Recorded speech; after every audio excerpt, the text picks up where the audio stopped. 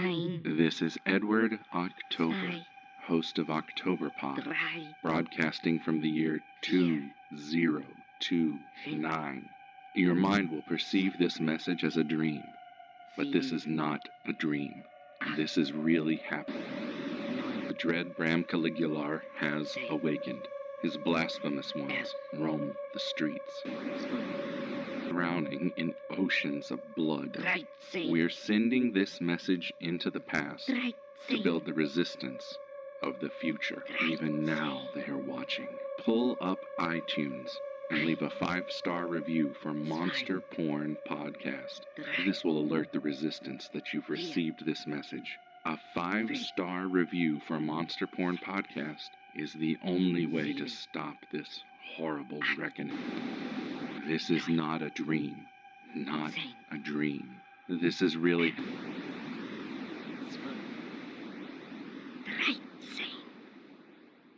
Hello, you sexy monster baiters. This is Matt. Brett and I would like to thank you for your support. We have recently found out that for a new indie podcast, we are doing quite well when it comes to downloads.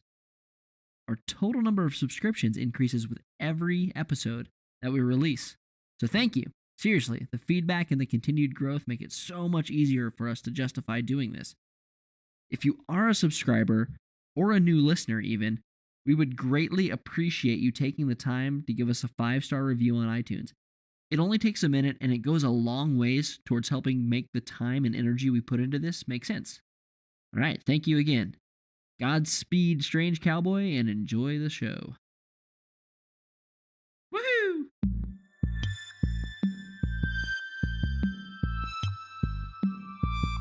Welcome to Monster Porn, Weird Fiction and Horror Podcast, the podcast that's not really porn.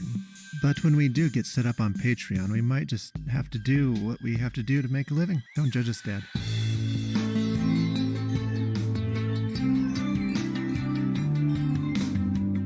Today's stories: Sneakatchu Pro by Matt Cummins, and The Final Instar by me, Brett Norwood.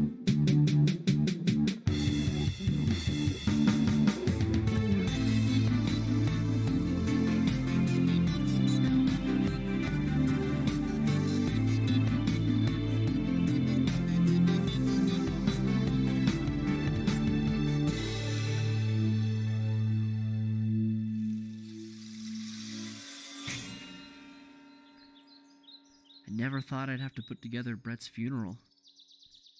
Mostly because I thought this weird bastard was probably undead already. But here we are. Of course, his will had to be weird. No coffin, no standard cremation. Here we are, in the park, with a Viking-style funeral pyre.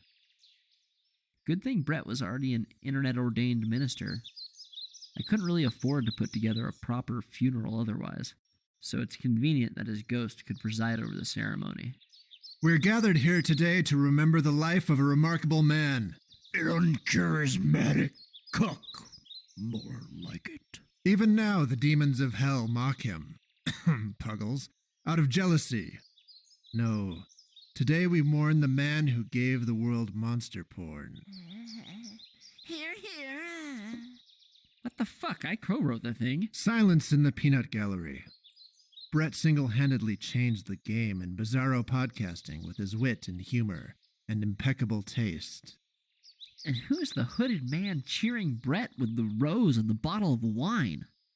Perhaps Brett will be forever known by his inspirational battle cry. Waffles and glory. Waffles and glory. Well, Brett, we say to you now, waffles and glory. And Godspeed, strange cowboy. Oh dear, I told myself I wouldn't cry. Oh, I cry for this shitty embarrassment of a eulogy. Pug, honey, hold my hand. Oh, you don't have a... Oh, whatever. Here, I'm holding it now. Brett died heroically, fighting tyranny, and took a mortar shell in the chest for free speech. I know now that he is safe in the heart of the Cold One. Amen. Yo, Puggles, do you know who the guy in the hood is? Maybe the Reaper's been reaping the donuts and the pizza. And developed a rosacea problem. It's hard for death to sneak up on you when death is mouth-breathing that loudly. Silence, or you'll be held in contempt of this funeral. Here, yeah. Except that guy. I like that guy. Now, let the congregation lower its head. A reading from the Book of Bartholomew, followed by another reading from the Book of Berthaniel.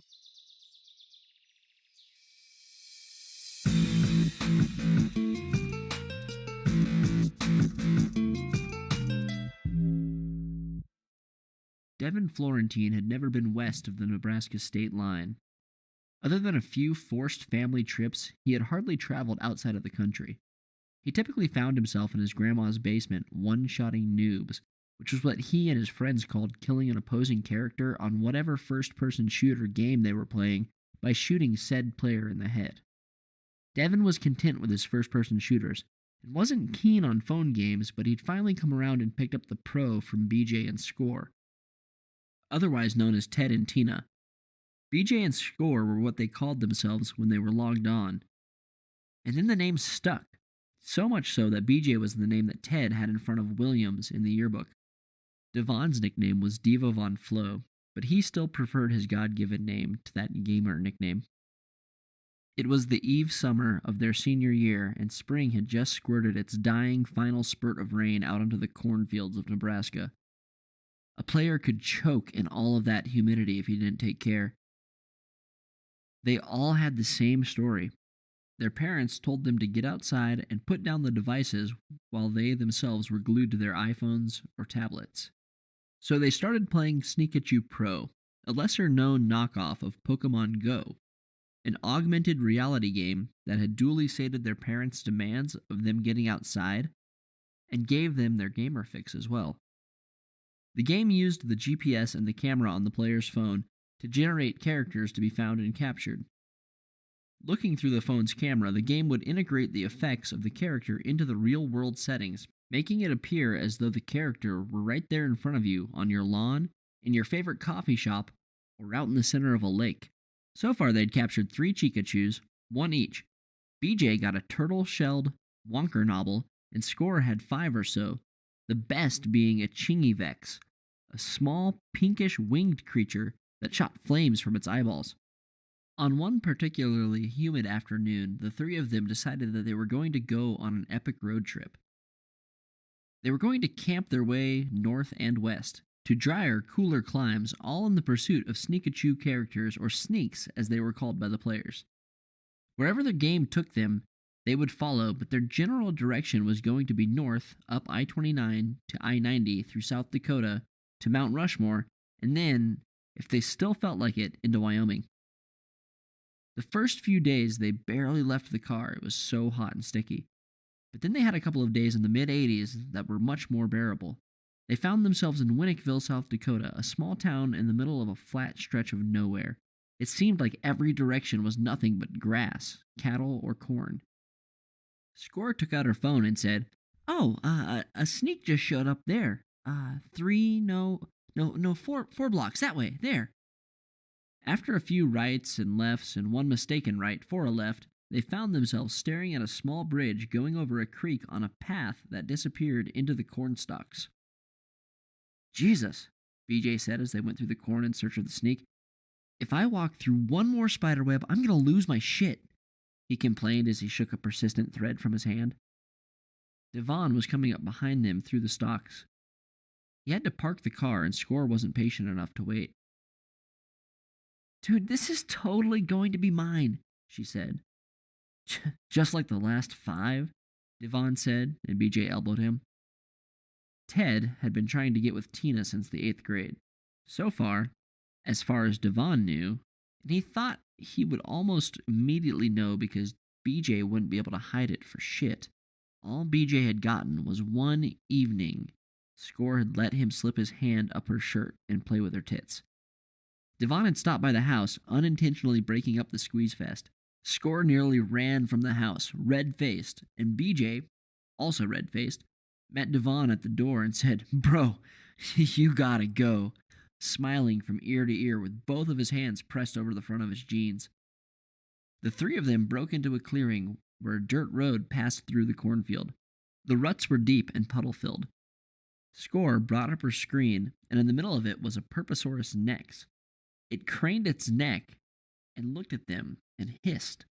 Score lowered her phone, as was ritual, to look at the place where the creature had appeared to have been. Each time there was a little flitter in Devon's chest, and he felt as though he was actually going to see it standing there. That is when we all shit and scream, he thought. But, of course, it wasn't there. When they brought the phone back up, something peculiar happened.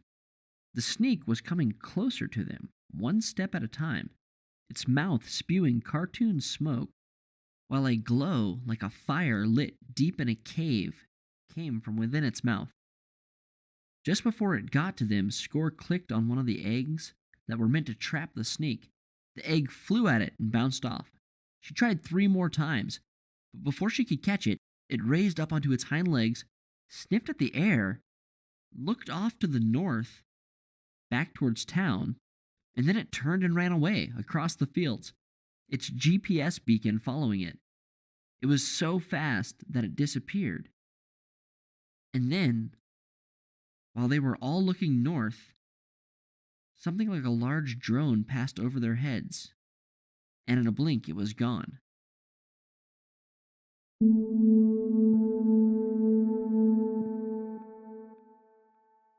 Devon was getting tired of driving.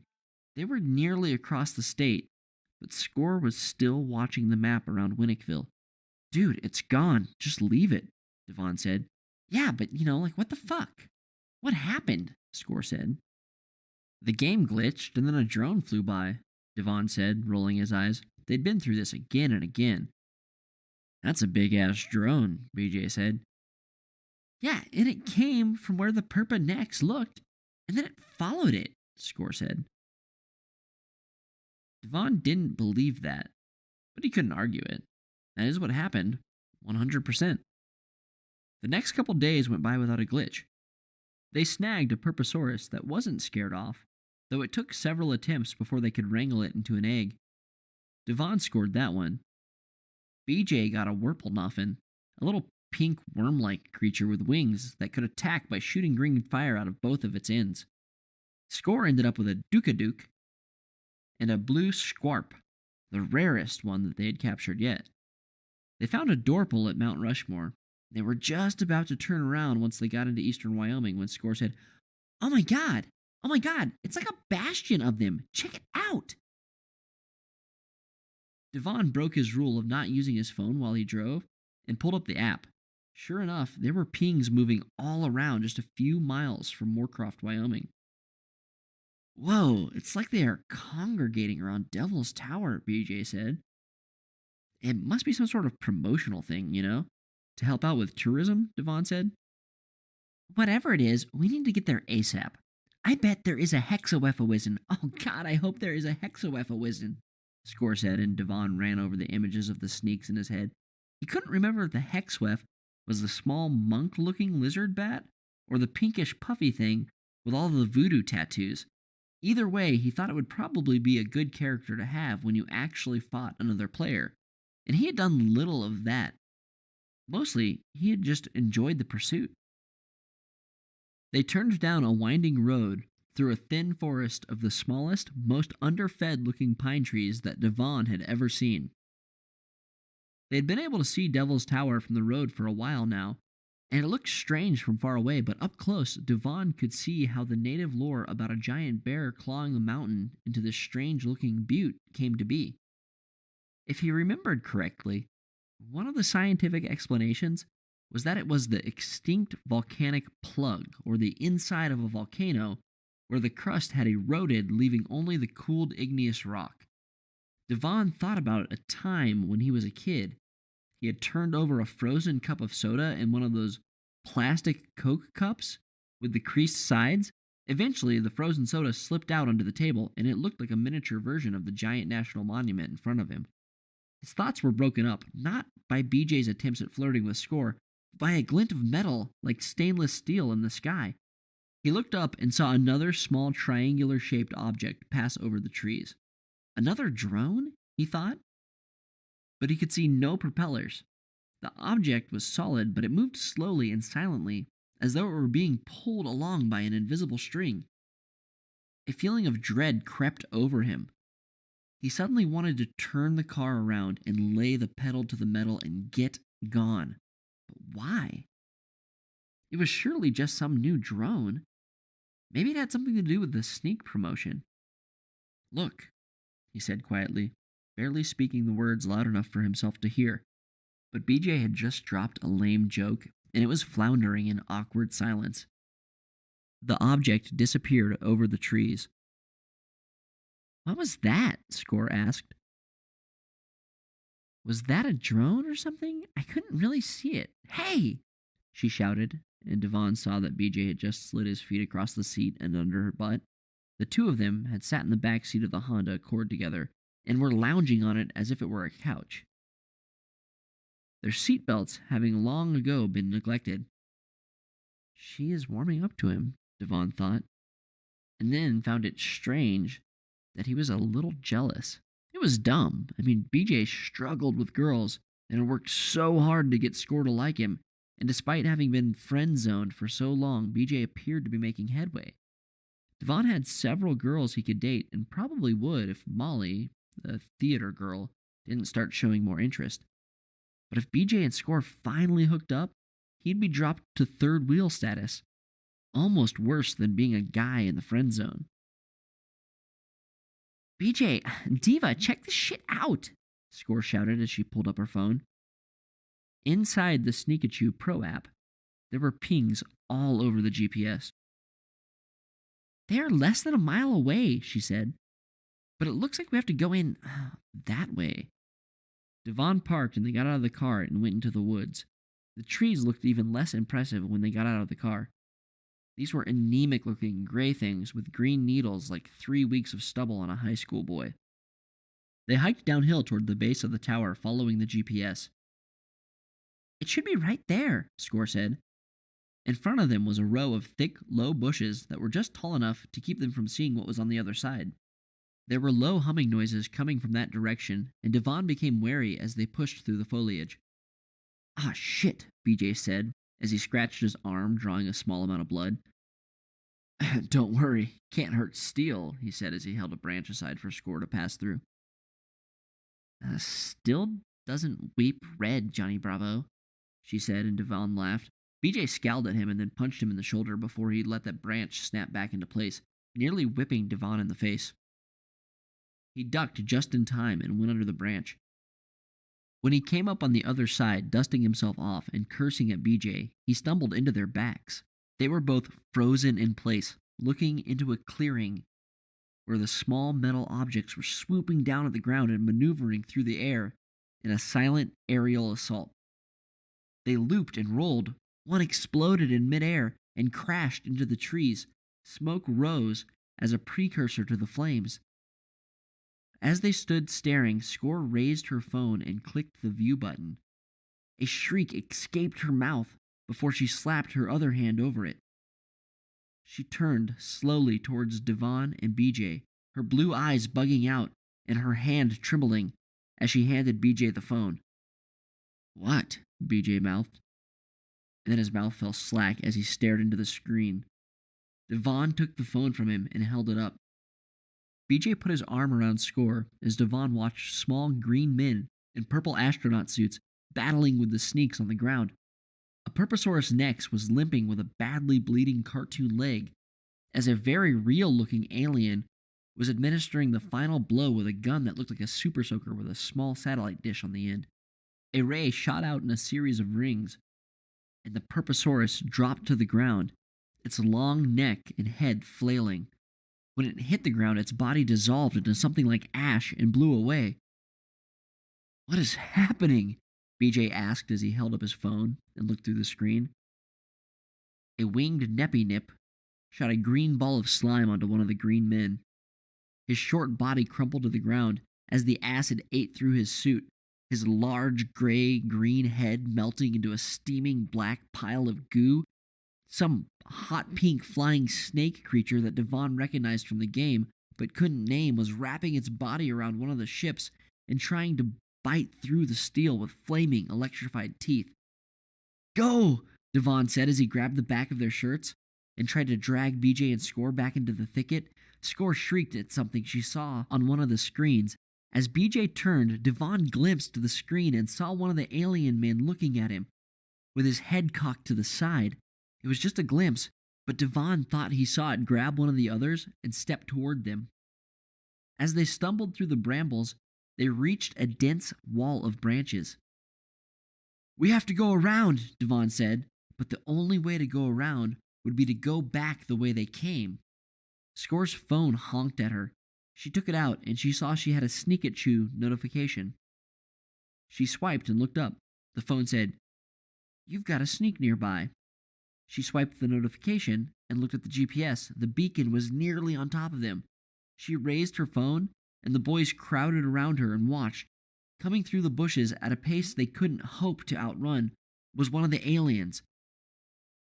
They could see him pressing through the brambles, the branches sliding around the bulbous glass of the dome helmet, his clothes impenetrable, and therefore incapable of snagging on the thorns. BJ turned and went toward the bushes in front of them. He climbed into the bushes and pressed his back into the smaller of the two, creating a small path between them and the other bushes. Red dots appeared through his white t-shirt where the needles and thorns were breaking through his skin. "Go," he said between grunts of pain. Go now." Devon jumped through and turned to help Score climb over. As she passed, she turned to BJ and planted a kiss square on his lips. It was long and sloppy with way more tongue than Devon would ever be comfortable with. When he finally pulled Score away, BJ stood, looking so self-satisfied that he momentarily forgot the imminence of the threat at hand. Whether he simply suffered a mental lapse, or whether his puberty-stricken body betrayed him with misdirected blood flow and shaky legs, Devon would never know. But as soon as he pulled Score away, BJ tumbled and fell sideways from the force of the branches and into the brambles. Score and Devon could only watch through the screens of their phone as the creature raised its ray gun and fired.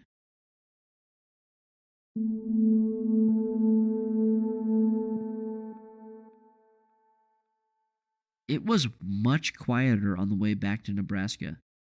Devon and Score had called the police and reported their friend missing. But when they tried to describe what happened, the officer only said, "Kids, I've had a long day, and if you're pranking me, you better think twice. If I come out there and I don't find a bit of evidence over what you've said, I'm hauling you in. There was a fire in the area, too, and if I find any evidence that you were part of it, I'll make sure I own your asses." Devon ended the call. He knew there was no way they'd ever believe him.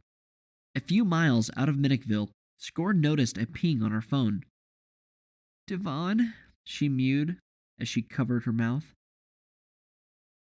There was a beacon on the GPS in the seat next to her. "Should I?" she asked, and Devon nodded. She swiped and looked through the camera. Sitting next to her, grinning and reaching out for her hand, was BJ in his tattered white t-shirt.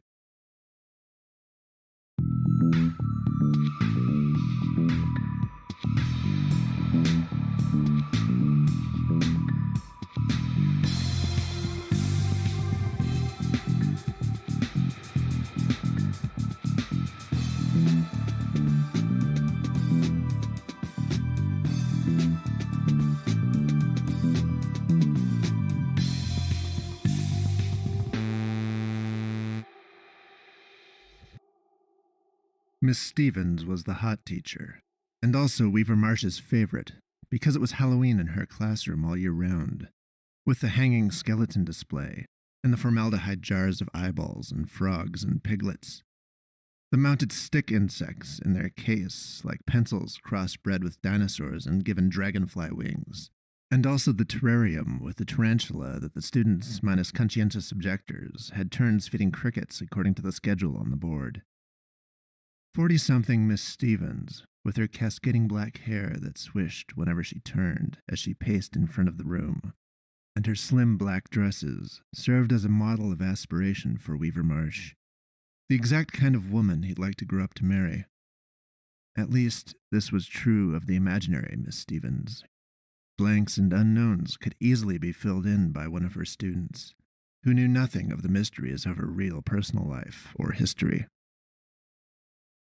But when Tyrion had made fun of Weaver once, when Weaver was geeking out over one of the insect specimens, with Tyrion saying, "Well, if you like it so much, why don't you go ahead and marry it?"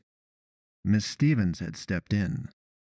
She told Tyrion, "Actually, that handsome specimen is male, and maybe I've already got dibs." And she dispelled it all with a sophisticated laugh that also made Tyrion laugh and got Weaver off the hook all in the same smooth gesture. It was difficult to imagine any of the girls in his classes who took themselves so seriously and tried so hard to be bright and pretty and made up and socially adept, growing up to be like Miss Stevens, who was nuanced and intelligent, and so confident in herself and her peculiarities. Weaver loved all those things about the class, but he hated getting called on, and he loathed his homework.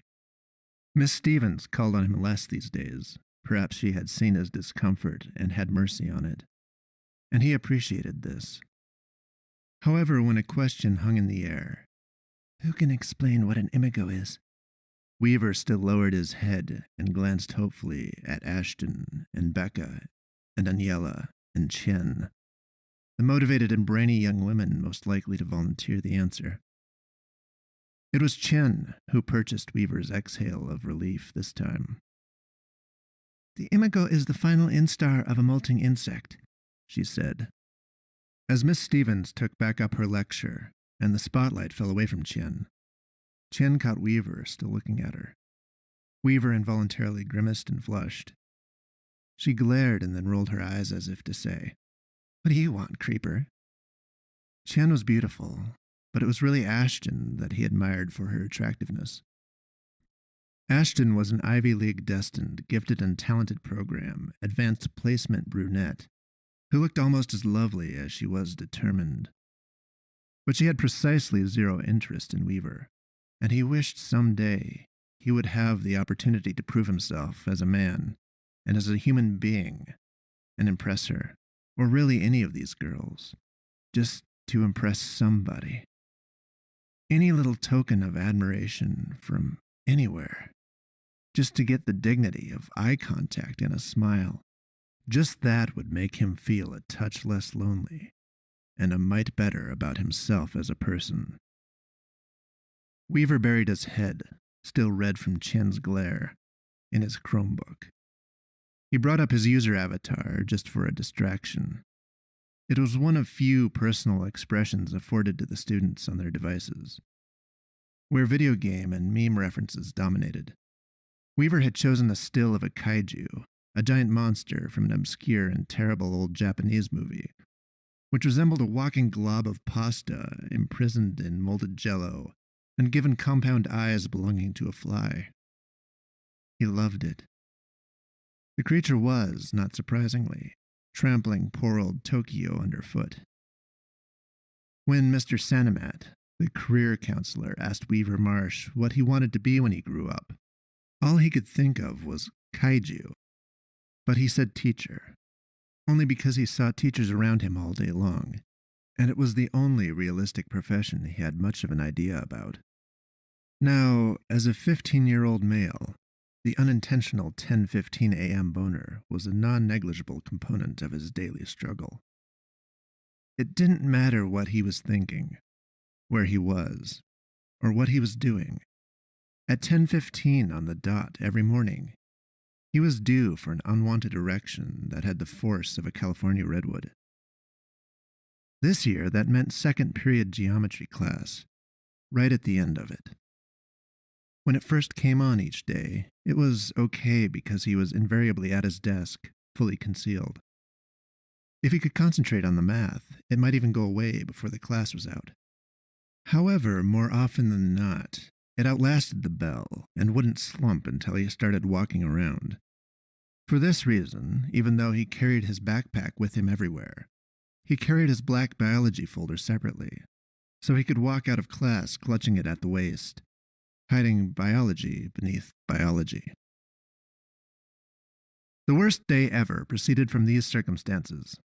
With an unfading erection and some lightweight springtime shorts, Weaver approached his locker, carefully clutching his biology folder and adjusting the angle as he walked, so as to strategically block the vantage of passers-by. Now, Weaver had a top locker. The beautiful, petite, and innocently Christian Riley Simmerdack had the bottom locker. She was nice, usually said hi, and was more forgiving of Weaver than other girls for his eccentricities and lack of social mastery. About her, he happened to know the random fact that she had uncannily humongous nipples, like the size of tea saucers, truly uncanny. Only because she had once had her brights on in social studies and a thin shirt when the bell rang and she stood up to go. It was the kind of unexpected revelation that makes one mutter, well, how about that? Now, tiny, modest, and monster-nippled Riley Simmerdack knelt perfectly at Weaver's waist height. He slowed down, hoping she would wrap up and move out of the way before he got there. She did not. "Hi," she said. "How are you today?" Weaver asked, voice cracking and entering his combination quite slowly. He awkwardly adjusted the folder with one hand while entering the combo with the other, keeping his Cyclops soldier's bulletproof helmet separated from her blue doe eyes by mere centimeters of paper and a few inches of open air. That's when an asshat named Austin passed by, saying, quite loudly and turning some heads, "Sup, bug guy?" And he slapped the bio folder out of Weaver's grip. At least 2 unfortunate details occurred then. 2 out of a myriad of them that passed in the space of a few seconds. Austin's fingertips grazed Weaver's glands through those light, breathable springtime shorts, causing Austin to scream like a girl. Second, Weaver's lodgepole was left bouncing in Riley Simmerdack's face. In the office, later, Weaver waited for a verdict from the principal as toward his punishment for sexual harassment and inappropriate exposure, and he considered how fair it was that he should find himself here for natural circumstances outside of his control, when girls did not get sent to the office for walking around with involuntary nipping all the time. However, there came no punishment. The principal understood. He himself had grown up with a dong. However, Weaver received a long and terribly embarrassing lecture about sexual appropriateness.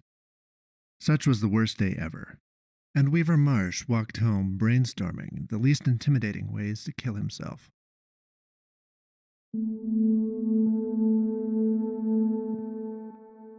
The desktop of his 3-monitor computer configuration featured a collage of creepy pen drawings of classic monsters. Nosferatu, the Frankenstein's monster, a tripod from the 60s movie adaptation of War of the Worlds, and many more. Magazines and printouts of creepy things hung on the wall. Some of them were merely National Geographic covers and posters of arthropods or skeletons. Others were specifically horror and weird fiction publications. In the desperation of that day, desperate but afraid to Google anything explicitly about suicide, that is when he searched how to become a monster. On the 13th page of Google results, there was a link to a Chinese eBay shop. Fatefully, it was this one link that he clicked. They were selling these things that looked like scaly eggs, and it was mostly in Chinese, and the rest was in broken English, so it was difficult to tell exactly what was being offered. But they were approximately $50, and only 3 were remaining. Weaver stole his mom's identity and applied for PayPal credit. A purchase was made.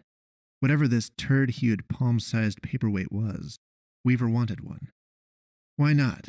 He had nothing left to lose.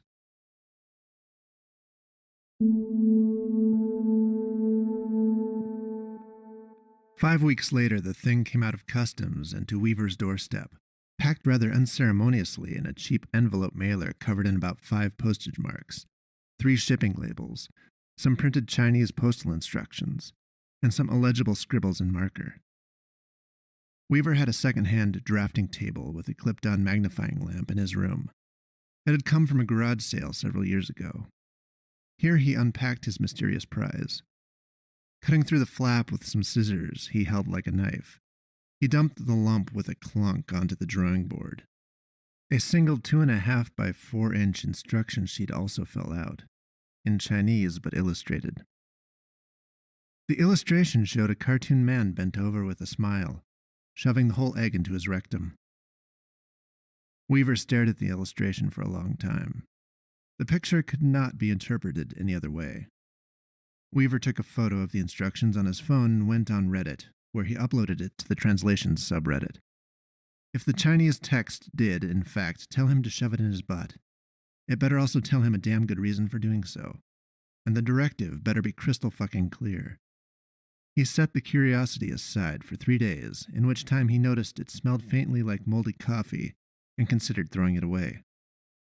When no translation came back after 3 days, and school continued to suck in the wake of Bonergate, his feeling of desperation to try anything was coming back to him. But what was the ass egg supposed to do? He decided to put it in his butt. It was not an easy decision. His sphincter was sacrosanct. He did not take lightly the prospect of tearing or prolapsing, but he knew his life needed a change, and this supersized suppository had claimed to do nothing less than change you into a monster. He pulled down his khaki shorts, and in the middle of his bedroom floor, he tried to sit on it. But that didn't work well because he had trouble keeping it standing up while lowering down on it. And also, with lining it up to the mark. It kept poking him uncomfortably in the taint instead.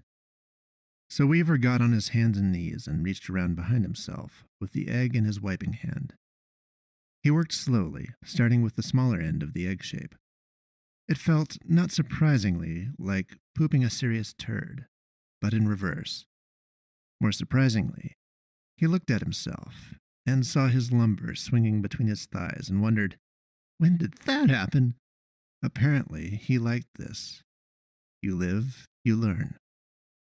His dad came in at 8 o'clock to check on his homework. He found Weaver precisely as just described, with the object halfway in, simply said, "Oh," and turned around and left. Unknown to Weaver, his father had just been reminded of his own college days. But all Weaver could think now was that the last speck of dignity that he had in life had just fled, and if shoving a rock from China into his rectum did not result in some serious changes in his life, he was definitely calling it curtains. It was done. Done deal. When the equator of the egg shape sunk below the horizon, it kind of went in the rest of the way automatically, gobbled right up. Weaver, shocked, moaned, and then coughed loudly as if trying to dispel the fact that he had just moaned. He sat back onto his haunches and collected himself. Do I leave it? He wondered. He checked Reddit for replies. Still nothing. A little later, in a panic over what he had just done, Weaver made a dedicated effort to poop and found that he could not. The thing had disappeared into his bowels for the time being. Unfortunately, the next morning he woke up. He woke up and nothing had changed. He was still Weaver, and Weaver still had school, and that school still had the same people who knew about Bonergate as it had the day before. He dragged his feet to school, with his head down, and once there he spoke to no one.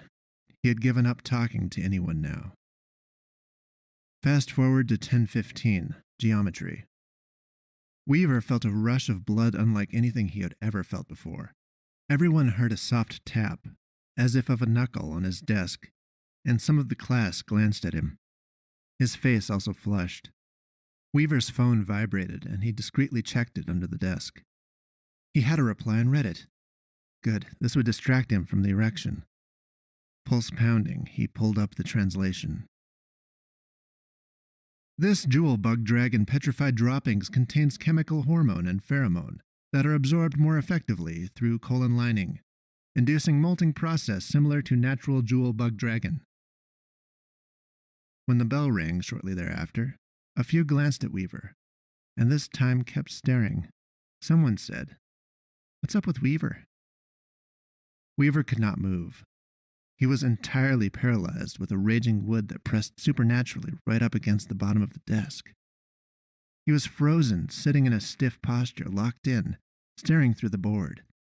People began to stand around. The teacher grabbed Weaver's shoulder and shook him lightly, and then called for the nurse. "He's getting really pale," someone said. "I think he's trying to say something," someone else said. "No, he's having a seizure," said another. "It's just gibberish." The nurse and the assistant principal arrived, and they bid the lingering students to go on to their next class. They were slow to comply and continued to gawk as they moved toward the door, and the assistant principal helped the nurse extricate Weaver from his desk. When Weaver kind of fell out of it like a rock, still frozen in the shape of a sitting person, onto the floor, everyone gasped at the revelation of what the desktop had been hiding. One of the girls said, in a snotty voice, "Oh my God!" "Damn, that's disgusting," said one of the boys. "But still pretty impressive. I mean, you don't have to be a homo to appreciate that is sizable." But that's when the real show began. Weaver began to boil, or that's what it looked like. It's like Weaver was trying to fight his way out of a rubber Weaver suit. Skin bulging, shapes shifting, his skin becoming paler and more see-through. As screams began to erupt, so did Weaver. The old skin tore right down the middle, starting in his face, and the new Weaver poured out like a giant angry dick through a ripped condom. The new Weaver was not the old Weaver, and so could suffer some description. The new Weaver was armored and segmented. In the seconds after emerging from his husk, a chalky gray shield that was on his head, and each segment of his body, hardened from the appearance of bloodless cartilage into a red-brown glistening carapace.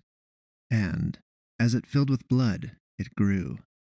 Now Weaver was about twice the size of Weaver. His snake-like body nearly brought his head to the ceiling. From his face, which resembled the underside of an automobile, hung something like a Fu Manchu, except that this Fu Manchu was articulated like arms and terminated in serrated claws. From the primary segments of his body dangled pairs of legs, and between the legs were also innumerable feelers, like rubbery hoses, and, ventral on one of the lower segments, his pair of impregnation members was on display, now the size of true things of terror, and respect, no homo. And yes, a pair of them. Gonopods, they're called, basically vestigial legs modified for the deposition of sperm, tipped with ornate, curling hooked claws as part of the sexual display. Think 4-foot-long double-barrel crustacean penis with claws. There was, understandably, a bit of a scene. Everyone ran from the geometry room screaming. Once in the hall, someone pulled the fire alarm. Weaver felt great.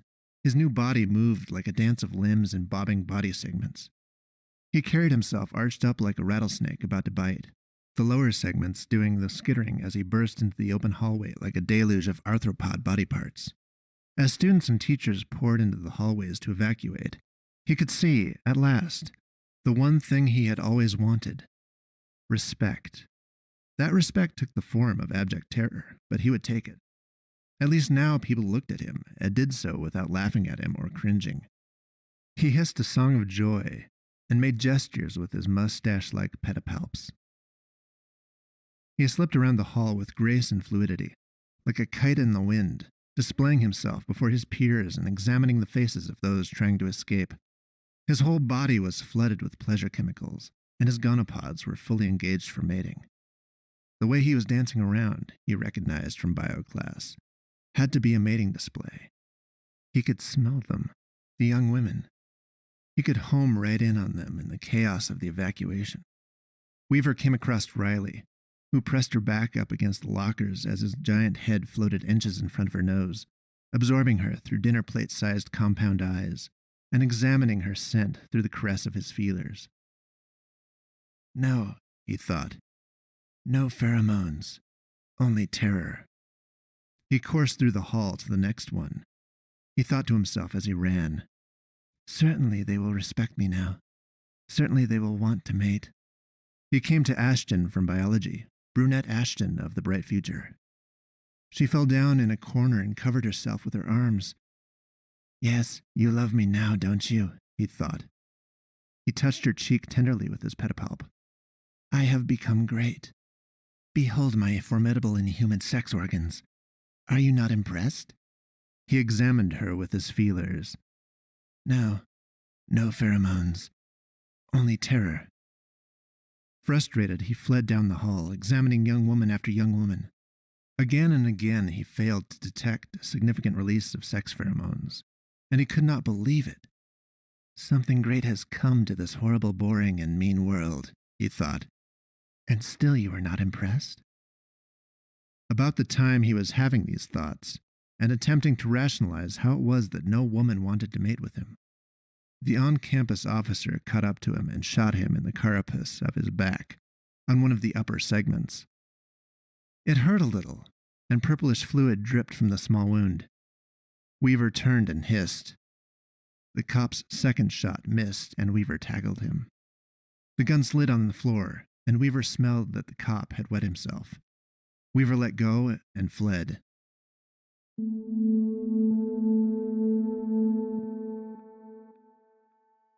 Weaver, terribly distraught, left the school to collect his thoughts. He slipped through the west doors by the football field and through the ravine in between the houses of Goshawk subdivision toward the edge of town. He came to the oldest plots of the city cemetery and curled up to rest in the shade of a pine tree by a mausoleum. The mausoleum was crumbling, and the rear wall of it had opened up. In time, Weaver came to make the mausoleum his home, where, depressed again, he could gaze out at the sunset and wonder what it took to impress a woman, if not to actually be impressive. On an evening, a woman appeared walking the outer road of the old cemetery, a lithe silhouette against the sunset. She had her back to Weaver, and he poked his head out of the mausoleum to admire her. She suddenly turned and saw him and stopped. Weaver tucked his head back into the mausoleum and hid. No, it's all right, she said. She began to coo and summon him with her fingers. Weaver proceeded out of his haunt and sidled up to Miss Stevens. She put out her hand to touch one of his feelers. Amazing, she said. Weaver admired her spider earrings tucked in her straight black hair. She smiled like Mona Lisa, bringing out the lines in her face. A sterling silver Egyptian ankh rested on her collar, above ribs subtly visible in her upper chest above the cut of her black dress. He thought she smelled nice. I walk the cemetery all the time, she said. Have you been hiding here all along? You are a special thing, aren't you? Exploratively, she touched his shimmering carapace. After a while, the pair could be observed against the sunset, walking feeler in hand.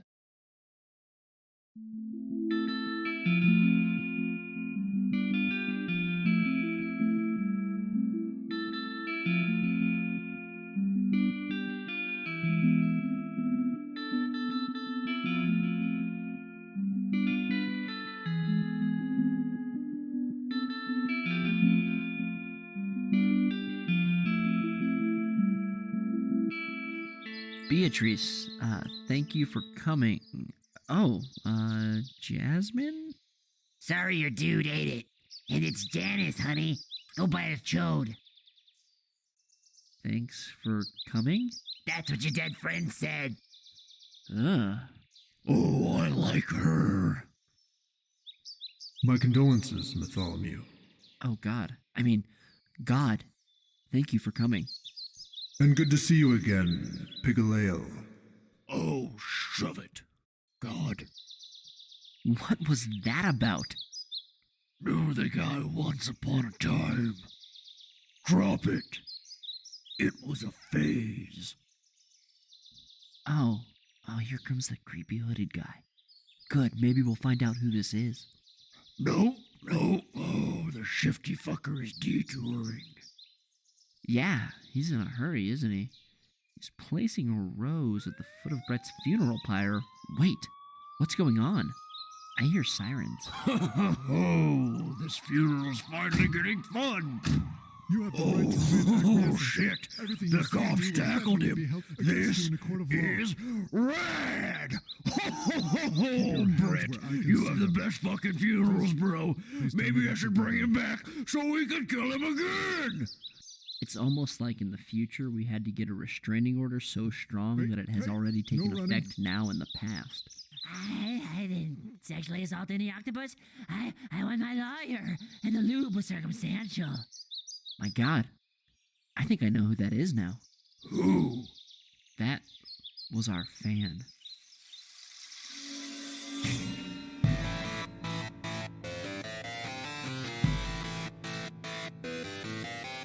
Monster Porn Podcast is a production of Warped Box Media. Today's stories were Sneakatchu Pro by Matt Cummins and The Final Instar by me, Brett Norwood. I know I'm a corpse right now, but hold on, let me take a selfie. Why now? Well, it's a cremation. I'm feeling kind of hot.